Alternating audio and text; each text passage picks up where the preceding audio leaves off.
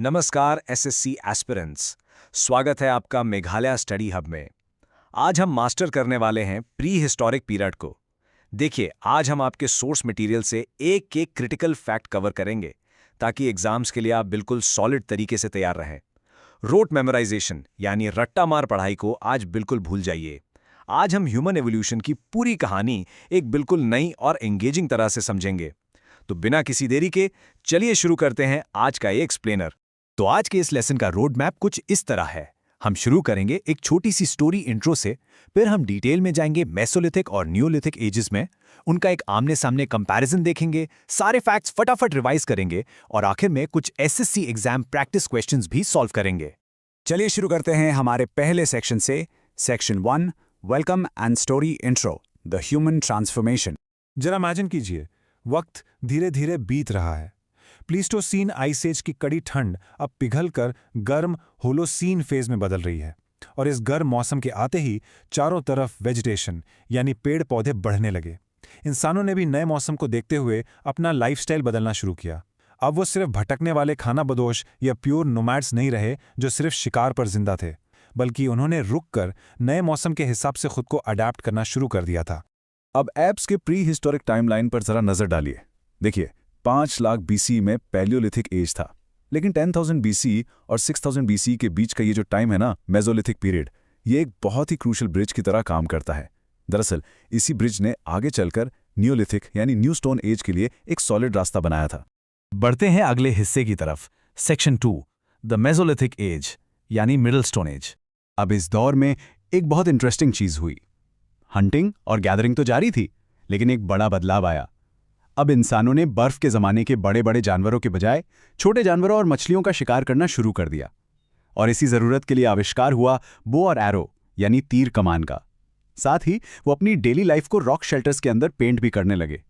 ये rock paintings आज हमारे लिए उनकी ज़िंदगी और सोसाइटी को समझने का एक बहुत बड़ा सोर्स हैं। एग्जाम के पॉइंट ऑफ व्यू से सबसे इंपॉर्टेंट पॉइंट अगर कोई है तो वो है उनकी टूल टेक्नोलॉजी। देखिए, इसे माइक्रोलिथ पीरियड भी कहा जाता है। उन्होंने माइक्रोलिथ्स का यूज शुरू किया। ये 5 सेंटीमीटर से भी छोटे और काफी तीखे पत्थर के कूल्स होते थे। अब क्योंकि खाना थोड़ा आसानी से मिलने लगा था, तो उनका लाइफस्टाइल सेमी नोमैडिक हो गया।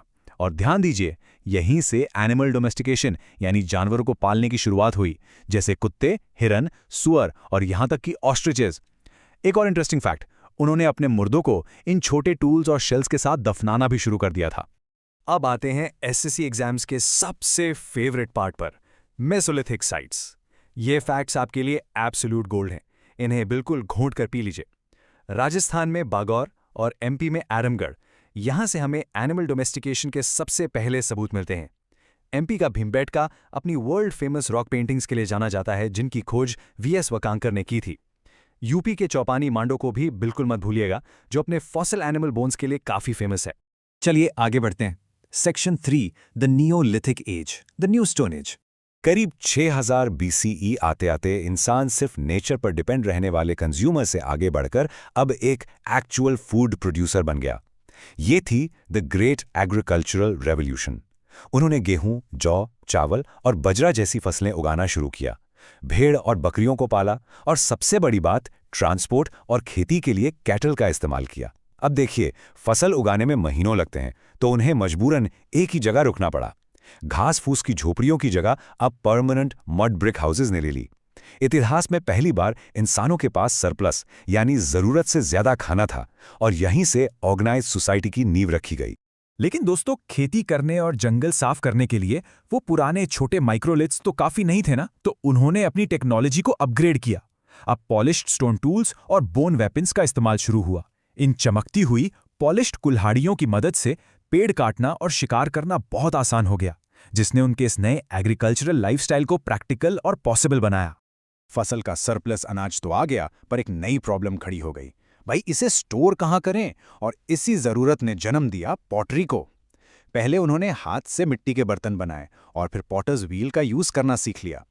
स्टोरेज और कुकिंग के लिए ब्लैक एंड रेड वेयर बहुत ही कॉमन था। इसके अलावा उन्हें आग जलाना आ गया था। उन्होंने कॉटन और वुल के कपड़े बुनना और पहनना शुरू कर दिया था। और एक बड़ा कल्चरल शिफ्ट ये था कि मुर्दों को दफनाने के लिए अब बड़े बड़े अर्न्स या मिट्टी के मटकों का यूज होने लगा था। अब जरा अपने जनरल नॉलेज सेक्शन के लिए इन नियोलिथिक साइट्स को ध्यान से सुनिए। बलूचिस्तान का मेहरगढ़ 7000 BC का सबसे पुराना सेटलमेंट है, जहां मिट्टी की दीवारों वाले घर मिले हैं। जम्मू एंड कश्मीर में बुर्जा होम, जिसका मतलब है प्लेस ऑफ बर्च, वहां पिट ड्वेलिंग्स यानी गड्ढे वाले घर मिले और एक बहुत ही अजीब प्रैक्टिस दिखी जहां मालिक को उसके पालतू कुत्ते के साथ दफनाया जाता था। साथ ही गुफकराल को भी याद रखें। और हाँ, यूपी के कोल्डिहावा को तो डेफिनेटली मार्क कर लीजिए, यहां से दुनिया में चावल की खेती के सबसे पुराने सबूत मिले हैं। कुछ और की साइट्स की बात करें तो बिहार के चिरांद और सेनुआर को जरूर नोट कीजिए, जो अपने शानदार बोन टूल्स के लिए मशहूर हैं। यूपी की बेलन वैली इसलिए अहम है क्योंकि वहां तीनों स्टोन एज स्टेजेस का एक कंटिन्यूस सीक्वेंस मिलता है, ऐसा और कहीं नहीं मिलता। साउथ में मास्की और पिकली हाल जैसी साइट्स अर्ली मिलेट कल्टीवेशन दिखाती हैं, और नॉर्थ ईस्ट में असम के दाऊजाली हार्डिंग और मेघालय के गारो हिल्स में प्रेशियस ग्रीन जेडाइट पत्थर पाया गया था। आगे बढ़ते सेक्शन 4 की तरफ, मेसोलिथिक वर्सेस नियोलिथिक का आमने सामने कंपैरिजन। इन दोनों एरास को याद रखने का सबसे आसान तरीका है इन्हें साइड बाय साइड रखकर देखना। मेसोलिथिक को आप एक वार्म अप की तरह सोचिए और नियोलिथिक को मेन इवेंट की तरह। एक तरफ मेसोलिथिक इंसान सेमी नोमैडिक थे और छोटे माइक्रोलिथ्स से शिकार करते थे, वहीं दूसरी तरफ नियोलिथिक इंसान एक जगह पर बसने वाले किसान बन गए थे।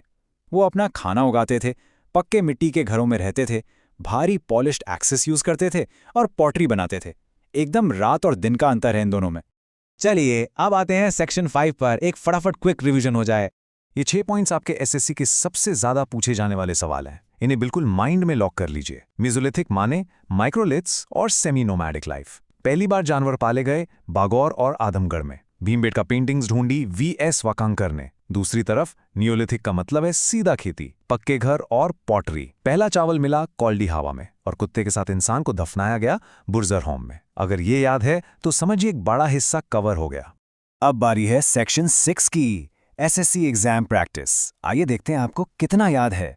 पढ़िए इस सवाल को अपनी स्क्रीन पर। इनमें से कौन से टूल्स मेसोलिथिक एज का सबसे बड़ा फीचर हैं? A. Polished axes, B. Microliths, C. Bone weapons या डी. Iron ploughs. याद करिए स्मॉल के लिए कौन सा प्रीफिक्स था? बिल्कुल सही, इसका आंसर है बी. माइक्रोलिथ्स। पॉलिश्ड एक्सेस तो बाद में नियोलिथिक में आई थी। अगला सवाल एक शॉर्ट आंसर है। उन दो मेसोलिथिक साइट्स का नाम बताइए जहां एनिमल डोमेस्टिकेशन यानी जानवरों का पालने के सबसे पहले एविडेंस मिले थे। सोचिए, मैंने बताया था एक राजस्थान में है और एक मध्य प्रदेश में। हाँ, सही जवाब है राजस्थान का बागोर और मध्य प्रदेश का आदमगढ़। वेरी गुड, अगर आपने यही सोचा था। चलिए MCQ 2 देखते हैं। चावल की खेती का सबसे पहला सबूत 6th मिलेनियम BC में किस नियोलिथिक साइट पर मिला था? ए. मेहरगढ़, बी. बुर्जा होम, सी. कोल्डिहावा या डी. चिरांड।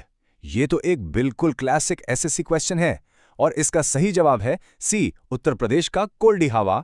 आखिरी सवाल, एक वन लाइनर।